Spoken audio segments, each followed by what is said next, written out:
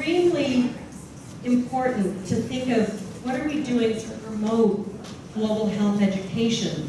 And this next session can really help think of what existing networks exist that we can better understand, collaborate with, and learn how to network. So not to build new organizations and networks, but really understand the current organizations, and so we can partner with them. And we have wonderful speakers who we're getting to know very well, and they're going to present how to network and collaborate with their particular organizations that they're leaders of. And then we'll have a group discussion. We won't have small groups, but we'll have a large group discussion on how we can build and come away at the end of the session with some very concrete strategies, and perhaps really have a list of action items. What can we do in each of your organizations to promote global health education? So we're walking away with some very concrete steps. So this first part will be the panel presenting, giving us information about their organizations. Then we'll have a group discussion of what are the questions, how can we partner, what do we need as an infrastructure? And then at the end, we'll think very strategically, what are the action items that we can take away from this session and really work on to begin promoting immediately. So I'll ask the speakers to come up to the Dr. Hu, yes, and Dr. Sood, and Dr. Barkley, please. So about 5 minutes each, and then we'll move into the large group discussion. So thank you.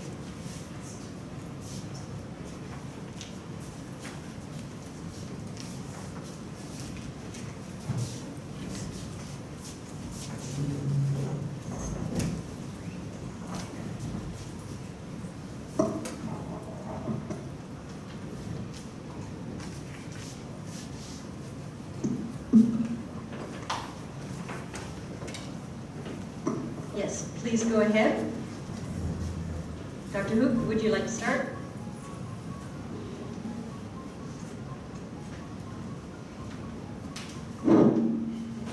Good afternoon, everybody. The panelists beside me.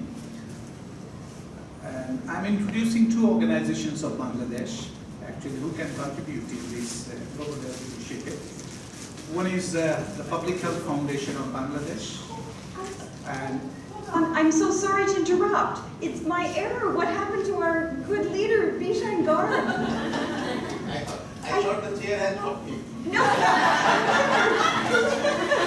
The most important of all of your hosting. My error, forgive me. I look at him saying, where is Bishan?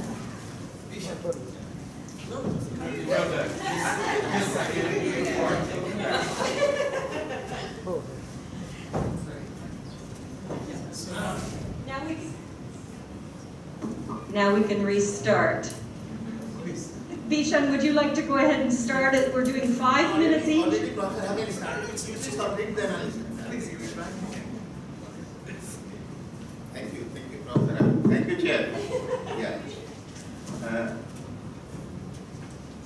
Earlier, when we actually had the mind in this panel discussion, we were talking that we would like to promote the South Asia network of BJSAI.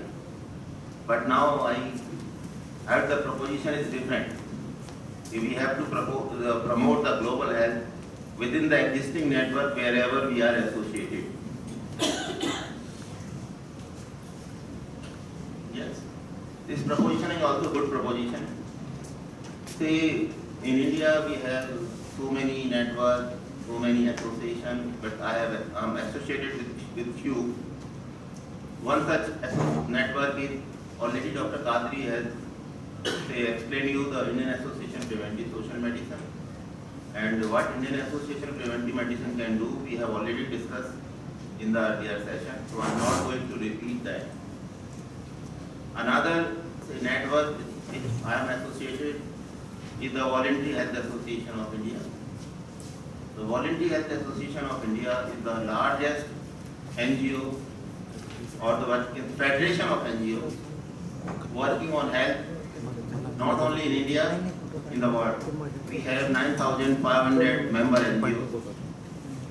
Incidentally, I am president for last 8 years. See, in Volunteer Health Association of India, since we are working with the NGOs, we have few educational institutions also with us. Few of them are medical schools, few of them are nursing, few of them are physiotherapy, and few of them are paramedical. So we have the opportunity to promote global health across the different, what you can say, the health science institution. That is one. Most important is, they say, when in India we started talking of promoting primary health care in accessible, difficult area, the VHAI came to the forefront and we developed our own model, it's known as POSE model, where we could able to develop the primary health care with the support of NGO, mainly the support of the community. Because NGO, they are working very closely with the community. And we had 15 such projects in different part of the country, which was very well appreciated by Government of India, by international organization. We have the report of that in case you wish we can share, and that's an example of providing health care, bringing the mainstream to those who are deprived, marginalized. Another such initiative which Volunteer Association of India took. Northeast is a very difficult area in our country. So primary health centers, they were not working at all. The Government of India gave us a challenge. You own some primary health center. We own their 3 primary health centers and 2 community health centers. We make them viable. Then question comes of sustainability, but ultimately we told government very clearly, this is your responsibility.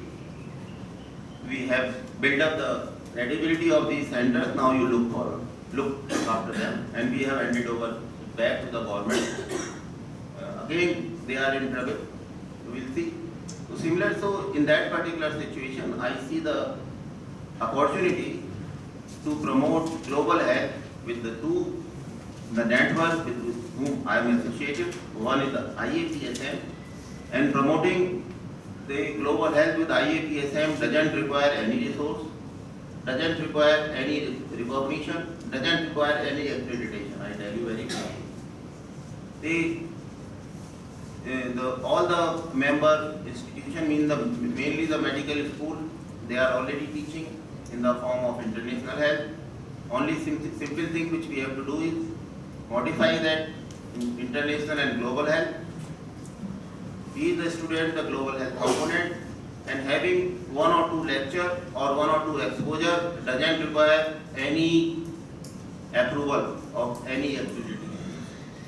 So that we can do, and let us experiment. Maybe once we do it, after 6 months or after 1 year, we can have a follow-up, a feedback, and then we can interact with you all in a better manner. But up to that extent, I don't foresee that any problem. Only thing is this: 3 or 4 of us, like I am here, Dr. Pankaj is here, Dr. Kadri, Manish, Puneet, so we 4, 5 can sit. Even by tomorrow, we can do something. Okay, what will be the content of these 2? Say at least the exposure classes in the beginning, and based on our experience, we can build up upon the further resources and further expansion. Thank you very much. Thank you. And look, you're right on time. What was the name of the organization? I wasn't sure I heard that. The last one? VHAI, Voluntary Health Association of India. IAPSM. And IAPSM already Indian Association of Dr. Kadri already. Indian Association of Public and Social No, Preventive and Social Matters. Just give the initials again. IAPSM. IAPSM. PSM. Okay. Sorry, I just wanted to clarify that. Thank you very much.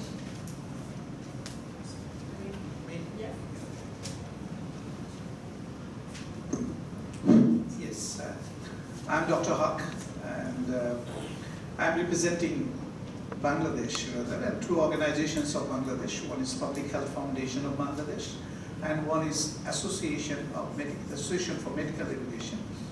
And from the beginning, I'm involved in it. You can say I'm the founder of both these organizations. They are in Bangladesh. And Association of Medical Education of Bangladesh is one of the beginners in this region to start as an association for health professional education. Bangladesh is the first, before, say, in other countries of this region. You have heard Professor Rita Sood that the Nepal has come the last one. And before that, of course, India and other Myanmar and other countries. So when I'm speaking about these two organizations, I shall try to make a sort of a concise things, what actually we are doing. And I believe, and my conviction is that if these two organizations in Bangladesh work together on this Bellagio initiative on health, our global health education, I think they will do wonderful. So what actually we are doing? Actually, both these organizations are promoting both teaching technology as well as public health. Because in Bangladesh, 64% of their health expenditure are from out of their pocket. And 6.4 million people become poor every year in Bangladesh.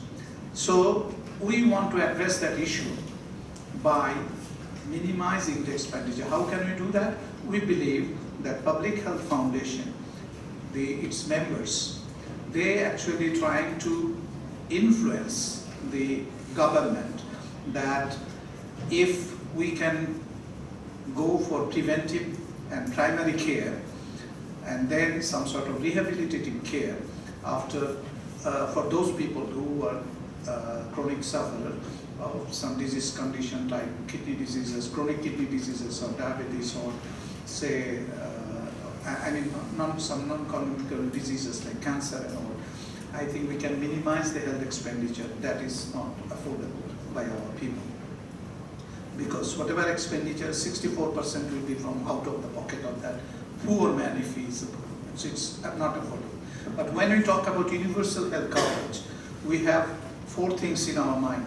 Accessibility of everything, including manpower, availability of them, as well as affordability. That is most important for Bangladesh.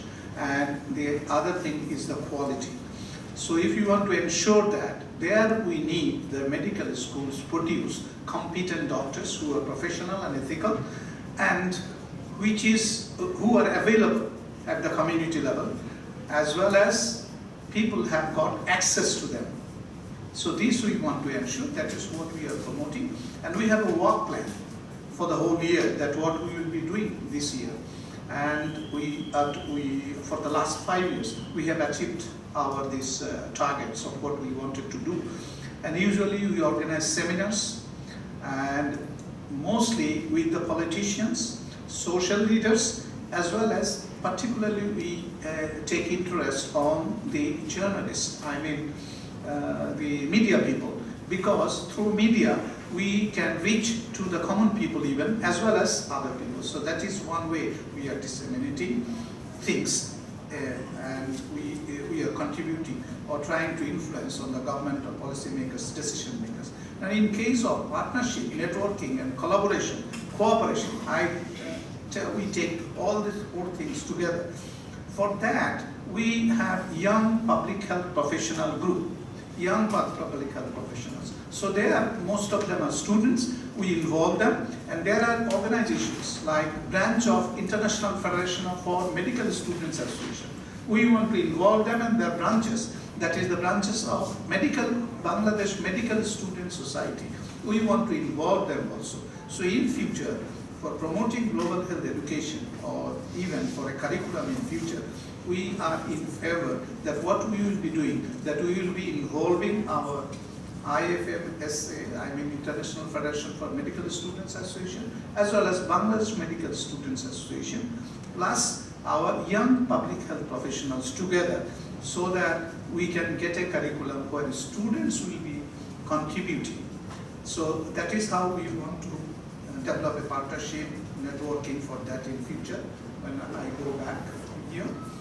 And as I say, both the organizations are philanthropic organizations, Association for Medical Education as well as Public Health Foundation of Bangladesh. So we don't need any sort of support for our sustainability, particularly in Bangladesh.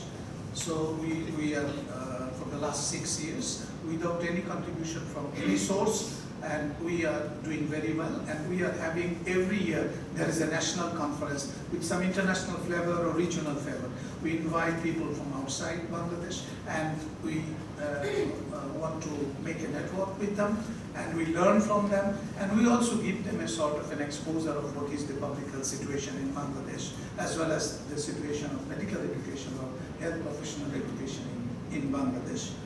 So that is what in brief actually I wanted to tell you about these two organizations and what will be our future role of these two organizations where I am involved to take forward this global health education forward. Thank you. Thank you very much. Thank you, that is wonderful ideas. You're the board. Thank you.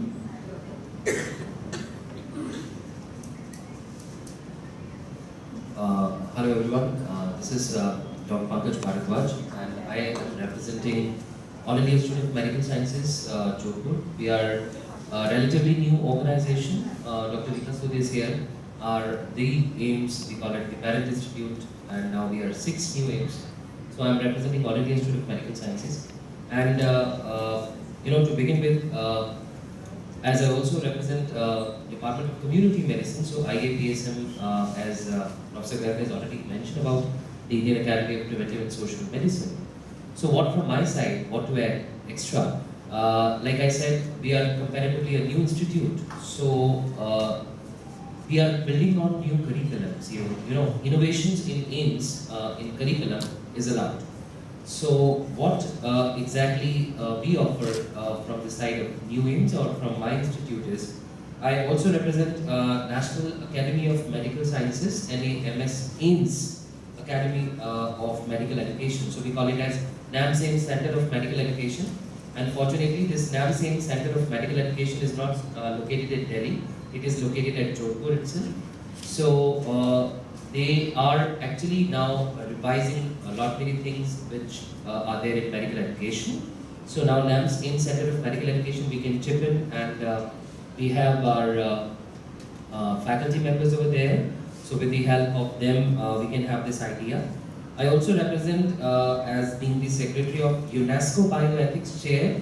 And UNESCO Bioethics Chair is now currently revising and actually developing a curriculum for ethics in medical education. I believe as Professor Zahir Qazi is here and Professor Abhay is here, one of the UNESCO chairs is here also. So these are a group of UNESCO chairs in India, and these UNESCO chairs in India are actually developing curriculum. So Professor Garg is already here, so they will help us out in disseminating this information, because it's all about dissemination and networking, because we are interested today in this panel discussion to talk about networking. So UNESCO Bioethics Chair is again a very potential partner. It can be a potential partner or networking agency for developing these kind of curriculum and disseminating it to a wider audience. Luckily these days I am also looking after as the nodal officer of Yellow Fever Vaccination Center of the Institute, and this Yellow Fever Vaccination Center of the Institute of All India Institute of Medical Sciences is under Ministry of Health and Family Welfare International Health Division. So International Health Division of Ministry of Health and Family Welfare is having the mandate of developing the competencies of medical schools or these centers for the diseases of international importance. And as a part of that, this division has entrusted AIMS Jodhpur as one of the nodal agency for yellow fever vaccination for the state of entire Rajasthan. So this is again an opportunity where we can advocate, because I'm not the correct person to speak on behalf of the ministry, but yes, we are one of the members of those consortia, where we can really advocate to the best of our capacity to that International Health Division at Delhi, Ministry of Health, to do it. And regarding this was about networking. What I was discussing with most of us who've been deliberating on so many issues past one day is about that how can we contribute to what the Southeast Asia network or what Indians or Bangladesh or Nepal or Sri Lanka can contribute. It's more about, what I feel is it's the time when these global health, we can contribute through different case studies. When we share all those case studies from the different areas all together. And these case studies for the overview of issues of international health, with a particular emphasis on those affecting middle or low income countries. So that would be a better idea of having involved, because in the previous session when we were asked to devise the perspective of students for engagement in the curriculum building, the most important thing which came to my mind was that first of all, these students would be asking the experts, or you call them as the trainers of global health, what exactly is global health all about? So what we need to have is from this, or from the networking, the bank of all these case ideas. I would just like to share, because I have to leave and I will take the permission of the organizer at 1:30, that we have been going through one of the module of this University of California, San Francisco, UCSF, where they teach, where they are teaching the global health with a kind of capstone projects. What they are doing is that they have invited the students who are interested in global health, and then they do small projects where they connect with the issue of global health. A student has to, identify an area of interest where he or she is connected to the local mentor, to some faculty advisor in the UCSF, or in the like-minded students who are dealing with a similar kind of problem in their country. And then they come up with the results of the project, and then they disseminate in the groups itself that what exactly is going on. So it's something, that's my last take. I would like to thank once again for giving me this opportunity. Thank you. Dr. Sood? Good morning.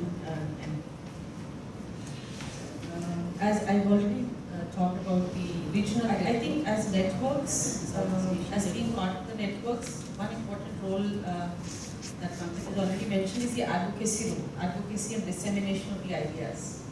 I think that is what there is no issue at all about promoting, talking about this, making a conversation about the issue when we have our regional meetings and in between. And maybe linking some activities when we have our conferences, maybe we need to have something that I think of as low-hanging fruit is when you have these regional conferences or even our Indian national. I just want to share a bit about the Indian National Network that we started in 2013. We have our annual conferences, and we are something that I can think of as a low-hanging fruit. We have a conference in November in Nagpur itself, close to here, Wata. And the theme is competency-driven medical health professional education. And the thrust is going to be more on learning outside the classroom. So learning in and outside the classroom. I think that is the theme. And global health competencies could be one of the, something that I can think of. We can talk to we are all, many of us are in the scientific community, as dissemination, because that is one way of disseminating to educators from the country. When we have our national conferences, we also have one or two regional people. So that is one way of disseminating it through our national network, which is the Indian Academy of Health Professional Education. And we were also in the process, this is one of the plan proposed to develop a set of our own standards in line with the global standards, WFMA standards. So as we mentioned morning today, that when we are talking of developing accreditation, we need to have standards, and maybe this could be one of the issues that can be brought up. But definitely there will need to be a consultation and consensus to be built within the groups, where some of us who are already there could take a lead. And then at an institutional level, again, in my institution, Pankaj has already mentioned about AIMS, which has been a trendsetter in medical education. Particularly, many innovations have originated there, and people do look up to it and say, if it is happening here, we must do it. And being an institution which has a lot of international collaborations, people are already sensitized to the issue, the need for it. So we are soon going to have a re-discussion on students, faculty, and others on some of the issues related to our own curricula and competencies. So again, I would say at an institutional level also, it is something that we need to start the conversation and advocate and disseminate the idea. Actually, there is already a self-perceived need. We have a physicians conference coming up this month, and this is one of the biggest organizations, Association of Physicians of India. We have a conference the end of this month in Bangalore, and there are many sessions. There is one session on global health, there are many sessions on communication. There are 2 or 3 related to soft skills, many of the competencies that you mentioned here. So I guess the self-perceived need is already there. We just need more advocacy, dissemination of the ideas, and we were mentioning that in many countries of our region, just engaging or involving students alone doesn't work, because there is a lot of, they have played a passive role for many, many years. So some kind of student engagement through their bodies. Like in my institution, students are involved in curricula, but they're not involved. So student engagement, and now we've had in every conference, at least education conference, we have a student session. One session related to students. So this is something we can build into our student-oriented session. So those are the ideas I can think of right now. Oh, I think those are maybe wonderful ideas. I think what was, I think the ideas generated were many, and we might want to even hold up some of the sheets. I was trying to just capture some of the areas. So what I was hearing is that we have all these organizations, but I'd like you just for 2 minutes, just turn to the person sitting beside. What are some questions and ideas that you have, and then I want to hear. So just 2 minutes, just talk to the person sitting beside you. What are some questions that you have or ideas that have been generated that you think we could actually implement after this conference? Okay, so questions you might have, just 2 minutes to get some of the discussion going. Just not even big groups, just person sitting beside you.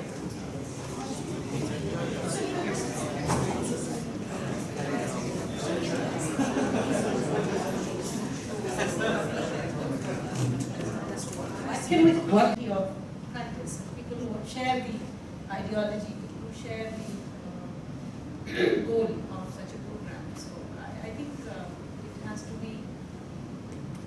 percolate down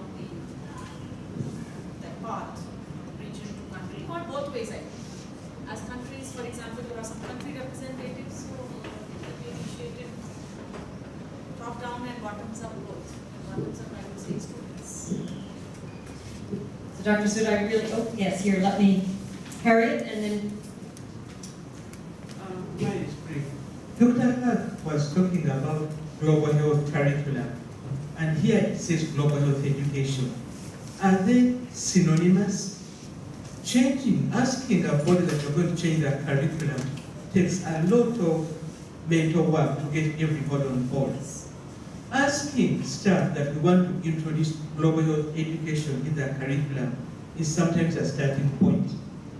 An example is most universities have either community health training or public health training or some kind of forum where global health education can be instituted so that it is tested, tried. Changing the curriculum takes a lot. Introducing a system of training within a curriculum is slightly different. So we should consider these differences, or are there no differences?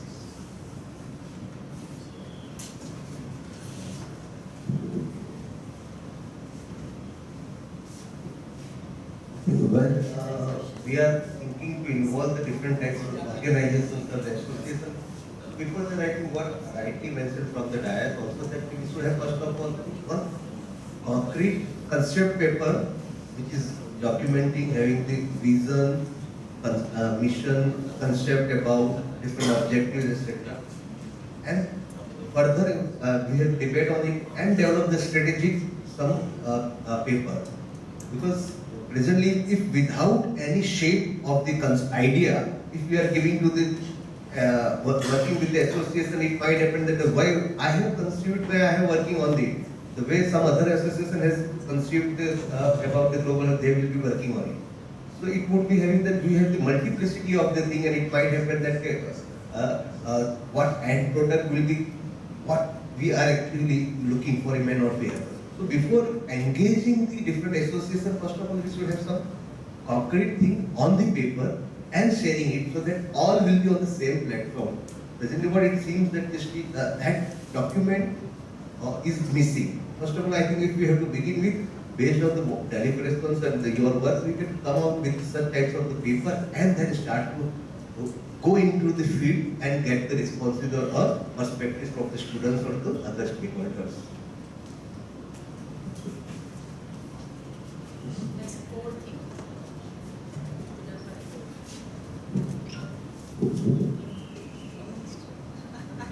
They can argue who's going to say that. No, we're saying that is the core thing and probably will have to be done by the core. Because yes, you will have different perspectives, but what the idea behind it is, I said the core group that is already there, if there is a document already or there is a document to be produced, probably will have to be initiated. So, That's what it has to be. The microphone is off. So Dr. Sood was just saying that we need to make sure that the goals are very clear before you move forward, and that's absolutely true. You need to know what the goals are, and you need to have a very clear definition, which we had actually published in the paper early on. So I think we have a good start with that, and what I'm actually seeing from this discussion is that many of us have roles in our various organizations, whether it might be an active student in our medical school, it might be a resident, it might be a junior faculty, senior faculty, leaders in the organizations. If we each take on a mission to be able to say, let me move it forward, it might be one step of, for example, doing a workshop at a national conference. It might be integrating curricula outside of the classroom. So again, there were so many ideas I felt. I'm from Dean University, so we have some other opportunities as well we would like to share. We have a Nodal Center School of Professional Health Professional Education Research, in which we do faculty development program regularly. We have more than 1,000 medical staff. So that gives an opportunity. Every month we conduct for 10 medical schools minimum in the around Maharashtra, 10 or more than 10 medical colleges. So that gives an opportunity for us to integrate global health in those. Same way we have a division of global health already. We have a lot of consortiums. Some of them are South Asia Infant Feeding Research Network, in which all the South Asian countries are there. Pakistan, Bangladesh, Nepal, Sri Lanka, India, and University of Sydney. Same way we have this consortium of global consortium of public health and research, in which we have Nepal, neighboring countries, and Liverpool, John Moores, Oxford University, and few more. So in that way we can integrate those global health education in that. We have regular curricular revisions every 2 years, so we can incorporate in undergraduate, postgraduate, as well as doctoral programs which we have. So we can maybe think of starting with PhD in global health division. Then we have like a consortium of 8 universities in India, public health. Just recently had in IIT Gandhinagar, and Dr. Pankaj is one of the associates in that his university is in Jodhpur. Then Parul University, PHFI, Datta Institute of Medical Science, IIT Gandhinagar. So every year we have such conclave for public health. So in that we can integrate global health. And then regularly we also conduct induction programs for undergraduates and postgraduates. Like in first year, second year, final year for the undergraduates. Same way with for the postgraduate induction training programs. So we from Division of Global Health also participate in that. So in that also we can include the global health agenda. Then regularly we have workshops or conferences for undergraduates and postgraduates. We conduct from the institute side. So main theme or powered one theme we can add for global health. What was the name of the first organization? South Asia Infant Feeding Research Network, Global Consortium for Public Health and Research. So if I ask the panel, when we see that we're having ideas of, you'll leave, maybe start a PhD, what is the next step? How do you then start to infiltrate any of these organizations? Any one of you on the panel? Help us with that?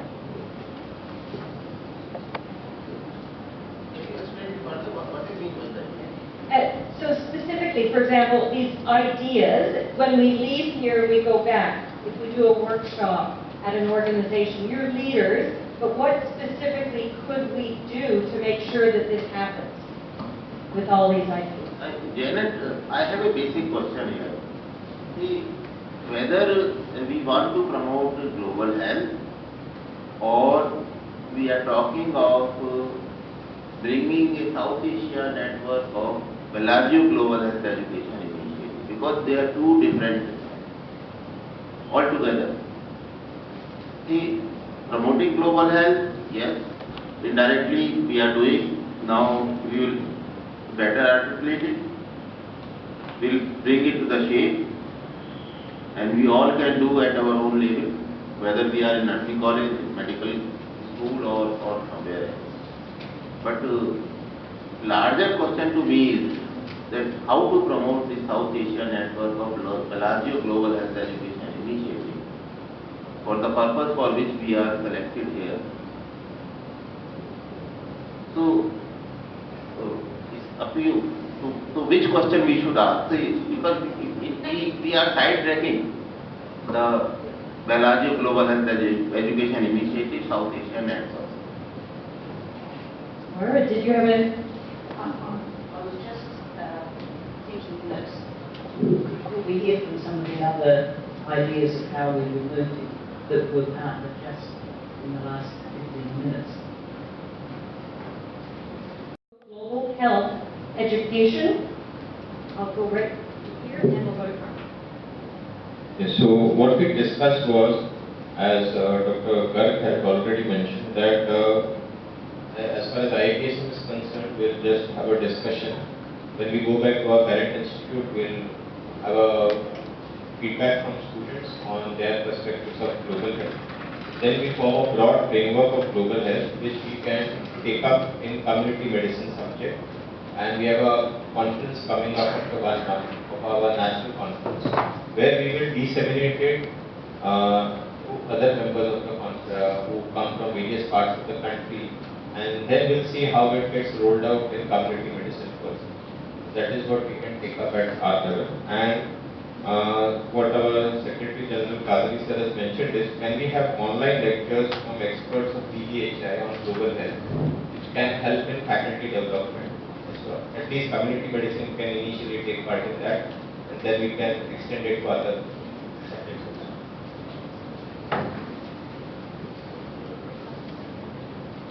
Thank you. Other ideas that emerged. Carmen. I'm getting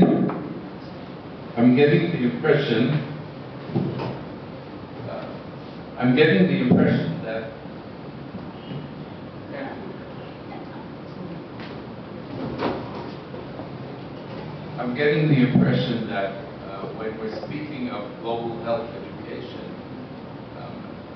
continuing the question that Bishan, that Professor Garg mentioned, that it's not that we don't have a common definition of this global health education, I mean, what it is. obviously,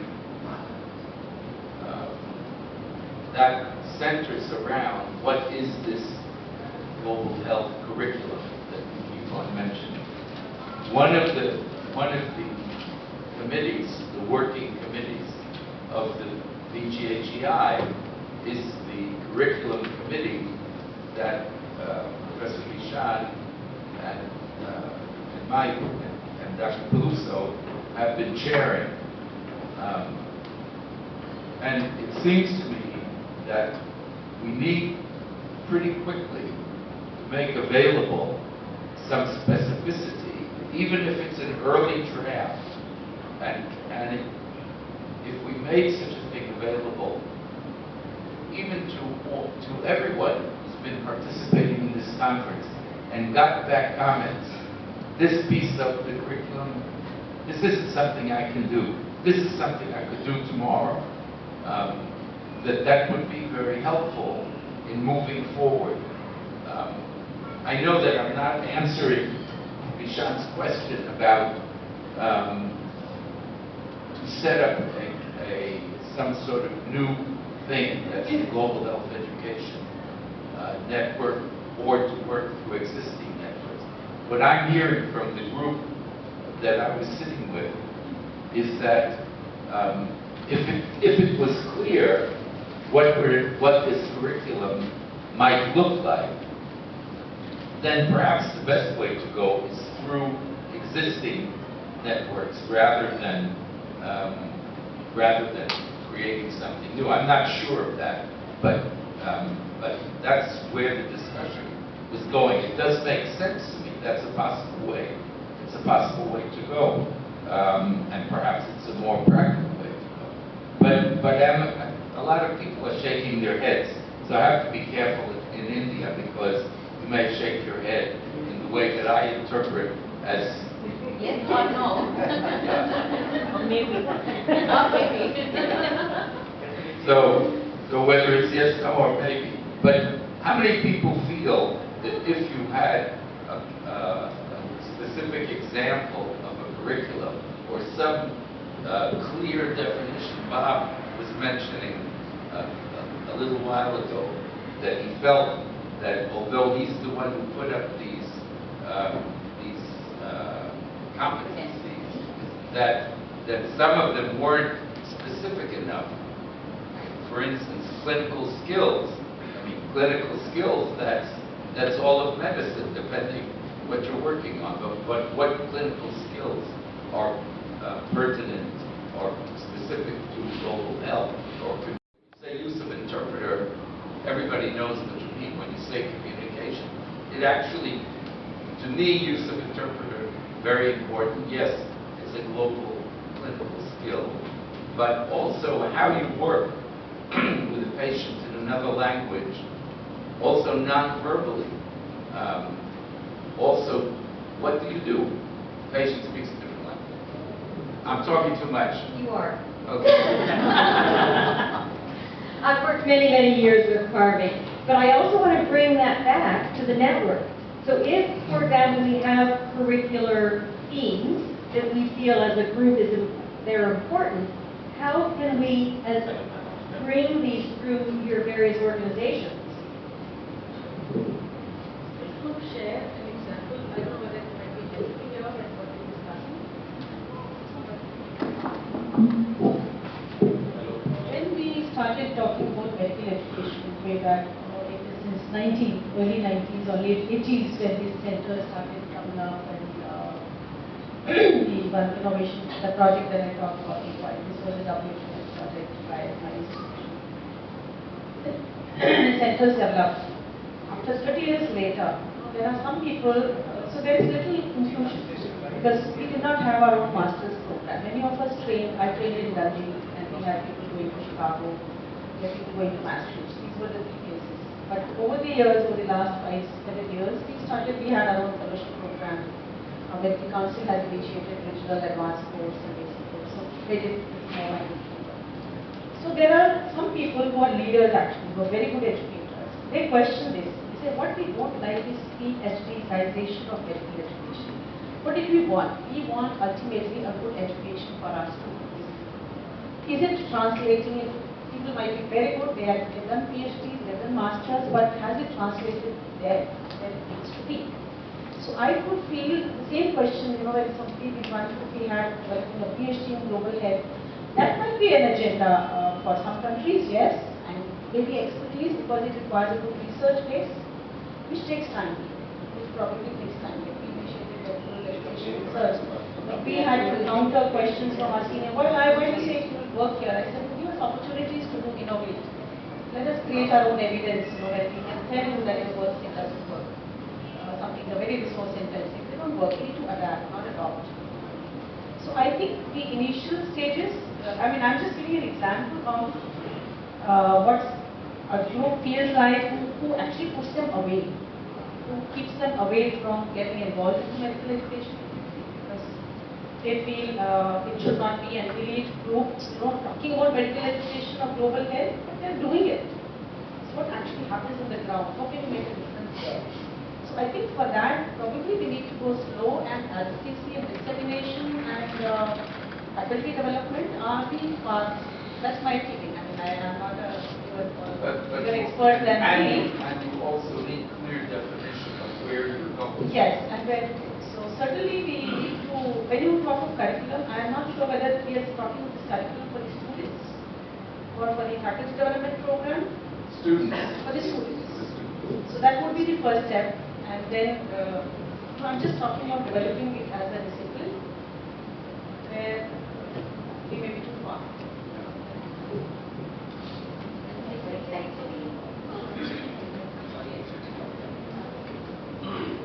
Yeah, I would like to second the thoughts what Madam has said. Just wanted to add one thing, because the most important agenda or the most important thing for this global health education initiative is to develop a curriculum. And what I feel, as a medical educator also, that there are two things which are needed to be done. First and the foremost important thing is that we have to set this from the side of the student itself. So felt need of the student. And second one is to have a volume of people who can advocate. Like a country, India, where we have 477 odd medical schools, handful of people can't do anything. We need a volume of people. That volume of people, I believe that one of the initiatives which is started by Professor Garg, that we need to have a presence felt at a platform where we are seen, where we are heard. Because that happens with so many specialities, I believe, in the beginning. It's been going for a long time, different people speaking different languages, people are confused, family physicians are confused, and still currently we are not getting, and they are saying they have been fighting for this for past 20-25 years. But because the objectives are not clear, they are not actually clear what they want. Community medicine is already existing. Why they want family medicine? If family medicine is something different, they need to explain what it is different.